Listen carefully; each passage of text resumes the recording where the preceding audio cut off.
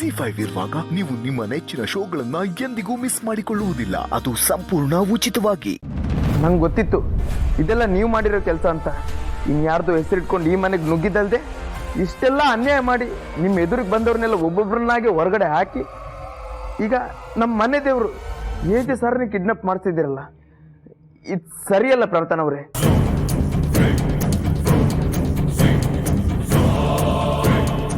ಪ್ರಾರ್ಥನಾ ಅವರಂತ ಮರ್ಯಾದೆ ಕೊಡೋ ಅವಶ್ಯಕತೆ ಇಲ್ಲ ವಿಶ್ವರೂಪ್, ಖಂಡಿತ ಅವಶ್ಯಕತೆ ಇಲ್ಲ.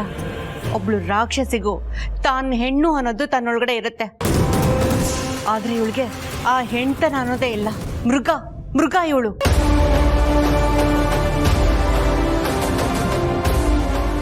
ಇಷ್ಟು ದಿನ ಏನೇ ಇದ್ರು ನಮ್ಗಳ ಮಧ್ಯನೇ ಯುದ್ಧ ಇರ್ತಿತ್ತು. ಆದ್ರೆ ಈಗ ನೀನು ಏಜೆವರೆಗೂ ಹೋಗಿದ್ಯಾ ಅಂದ್ರೆ ನಾವ್ಯಾರು ನಿನ್ನ ಸುಮ್ಮನೆ ಬಿಡೋದಿಲ್ಲ. ಏಜೆ ಈ ಮನೆಗೆ ದೇವ್ರಷ್ಟೇ ಅಲ್ಲ, ಅವರು ನಂಬ್ಕೊಂಬಂದಿರೋ ಎಷ್ಟೋ ಜನದ ಮನೆಗೆ ಬಂಗಾರದ ಕಳಶ ಇದ್ದ ಹಾಗೆ. ಆ ಕಳಶಕ್ಕೆ ಕೈ ಹಾಕಿದ್ಯಾ ಅಂದ್ರೆ ಈ ಭೂಮಿ ಮೇಲೆ ಬದುಕೋ ಯೋಗ್ಯತೆ ನಿನಗಿಲ್ಲ. ನಿನ್ನಂತವ್ರಿಗೆ ಗಲ್ ಶಿಕ್ಷೆ ಆಗ್ಬೇಕು.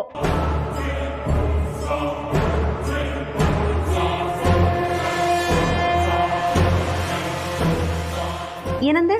ಇನ್ನೊಂದ್ಸಲ ಹೇಳು. ಆಕ್ಚುಲಿ ಇತ್ತೀಚೆಗೆ ನನ್ನ ಕಿವಿಗೆ ನೋಟ್ ಎಣ್ಸೋ ಸೌಂಡ್ ಬಿಟ್ಟು ಬೇರೆ ಯಾವ ಸೌಂಡು ಕೇಳಿಸಲ್ಲ. ಏನೋ ಪ್ರಾಬ್ಲಮ್ ಇರ್ಬೋದು ಅಂದ್ಕೊಂಡೆ. ಆಮೇಲೆ ಗೊತ್ತಾಯ್ತು ಈ ಮನೆ ಆಸ್ತಿ ಎಲ್ಲ ನಂದಾದ್ಮೇಲೆ ನೋಟ್ ಎಣ್ಸೋ ಕೆಲಸ ಬಿಟ್ಟು ಬೇರೆ ನನಗಿನ್ನೇನಿರುತ್ತೆ ಕೆಲಸ. ಅದಕ್ಕೆ ಮುಂಚೆನೇ ನನ್ನ ಕಿವಿ ಅದನ್ನು ಸೆಲೆಬ್ರೇಟ್ ಮಾಡ್ತಿದೆ. ಎಂಥ ಅದೃಷ್ಟ ಅಲ್ವಾ?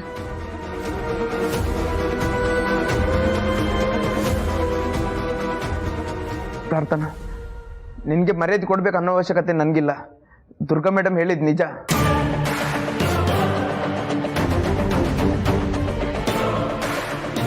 ನಿಮ್ಮಂಥವರೆಲ್ಲ ಹೆಣ್ಣಿನ ರೂಪದಲ್ಲಿ ಹುಟ್ಟಿ ಹೆಣ್ತನಕ್ಕೆ ಹೆಣ್ಕುಲಕ್ಕೆ ಅವಮಾನ ಮಾಡ್ತಿದ್ದೀರಾ.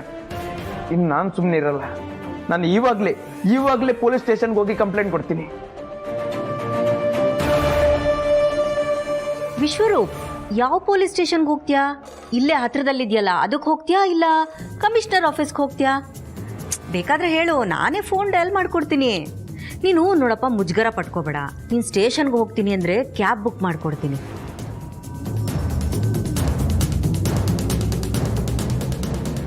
ನೋಡು, ನೀನು ನಮ್ಮನೆ ಕೆಲಸಕ್ಕೆ ಹೋಗ್ತಾ ಇದೆಯಾ, ನೀನು ತುಂಬ ಸ್ಟ್ರೈನ್ ಮಾಡ್ಕೋಬಾರ್ದು. ಬೇಗ ಹೇಳು ನಿನ್ಗೆ ಯಾವ್ದು ಕಂಫರ್ಟಬಲ್ ಅಂತ.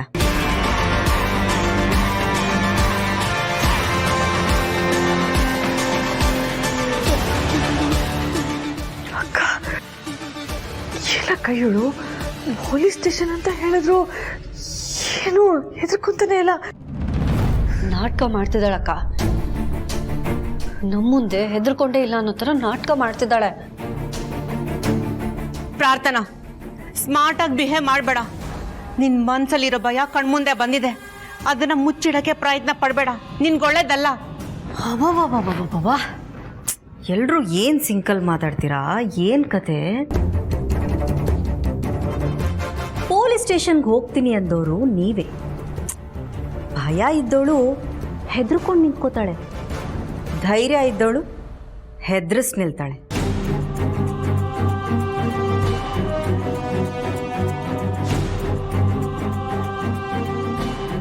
ವಿಶ್ವರೂಪ್, ಪೊಲೀಸ್ ಸ್ಟೇಷನ್ಗೆ ಹೋಗ್ತೀರಾ, ಜೊತೆಲಿ ಈ ಸೇರು ಪಾವು ಚಟ 3 ಜನನ ಕರ್ಕೊಂಡು ಹೋಗಿ. ಸಾಕ್ಷಿ ಹೇಳೋದಕ್ಕೆ ಅನುಕೂಲ ಆಗುತ್ತೆ. ಅಲ್ಲಿ ಹೋದ್ಮೇಲೆ ಪೊಲೀಸ್ನವರು ಕಟ್ಕೊಂಡು ಹೆಂಡ್ತಿ ಅಂತರ ಮಾತು ನಂಬ್ತಾರಲ್ಲ, ನಿಮ್ಗಳ ಮಾತು ನಂಬಲ್ವಲ್ಲ, ಅದನ್ನು ಒಂಚೂರು ನೆನಪಲ್ಲಿಟ್ಕೊಂಡು ಹೋಗಿ. ಓಕೆ? ಯಾರ ಹತ್ರ ಆಟಾಡೋಕ್ಕೆ ಹೋದರೂ ಈ ಪೊಲೀಸ್ನವ್ರ ಹತ್ರ ಆಟಾಡೋಕ್ಕೆ ಹೋಗಬಾರ್ದಪ್ಪ. ಅದನ್ನು ಈ ಗ್ರೇಟ್ ಫಿಲಾಸಫರ್ ಪ್ರಾರ್ಥನಾ ಹೇಳ್ತಿದ್ದಾರೆ.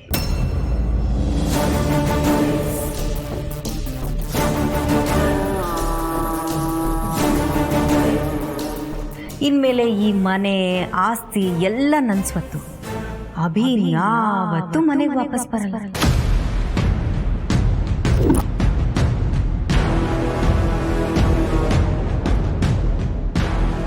ನೀವೆಷ್ಟೇ ಪ್ರಯತ್ನ ಪಟ್ಟರೂ ಅವನು ಸಿಗೋಕ್ ಸಾಧ್ಯನೇ ಇಲ್ಲ.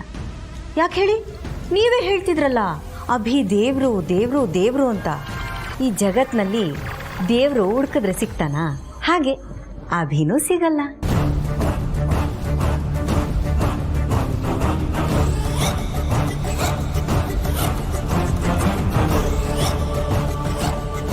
ಅಭಿನ ಕಿಡ್ನಾಪ್ ಮಾಡಿಸಿರೋ ನನಗೆ ನಿಮ್ಗಳನ್ನ ಎತ್ತಂಗಡಿ ಮಾಡಿಸೋದಕ್ಕೆ ಇಷ್ಟು ಟೈಮ್ ಸಾಕು.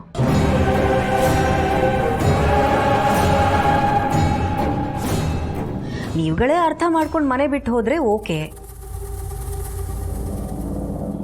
ಇಲ್ಲ ಅಂದ್ರೆ ನಿಮ್ಮ ಗತಿ ಅದೋ ಗತಿ. ಆಮೇಲೆ ಆ ಪ್ರಾರ್ಥನಾ ಮನೆ ಬಿಟ್ಟು ಓಡಿಸಿದ್ಲು ಅಂತ ಶಾಪ ಹಾಕ್ಬಾರ್ದಪ್ಪ.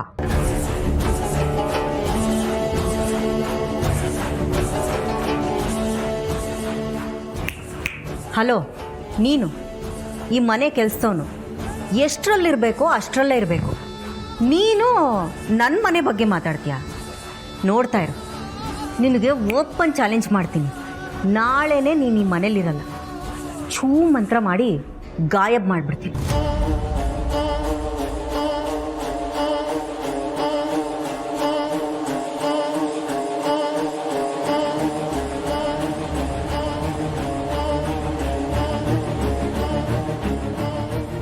ನಾನು ಈ ಮನೆಯಲ್ಲಿ ಇರೋದಿಲ್ಲ.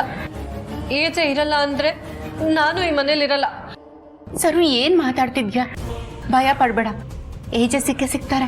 ಅಕ್ಕ, ಆ ಪ್ರಾರ್ಥನಾ ಸಾಮಾನ್ಯದ ಹಾವಲ್ಲ ಅಂತ ನೀವೇ ಹೇಳಿದ್ದೀರಾ.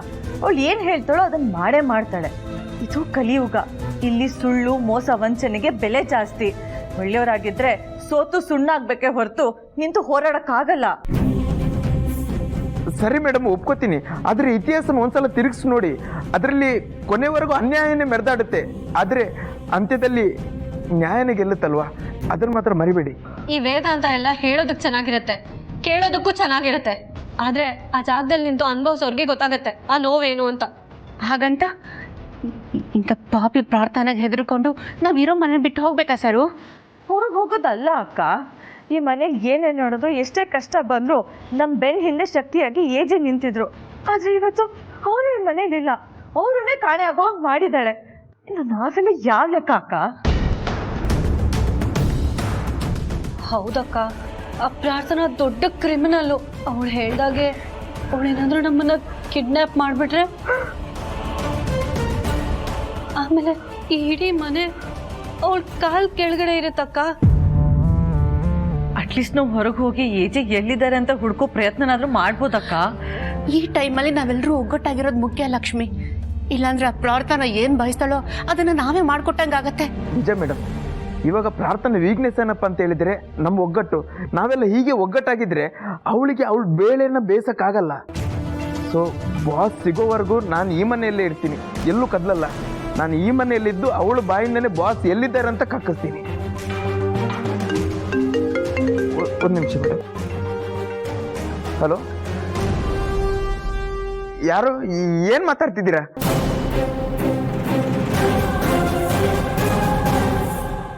ZEE5 ಆಪ್ ಡೌನ್ಲೋಡ್ ಮಾಡಿ ಎಲ್ಲಾ ಸಂಚಿಕೆಗಳನ್ನು ಸಂಪೂರ್ಣ ಉಚಿತವಾಗಿ ನೋಡಿ.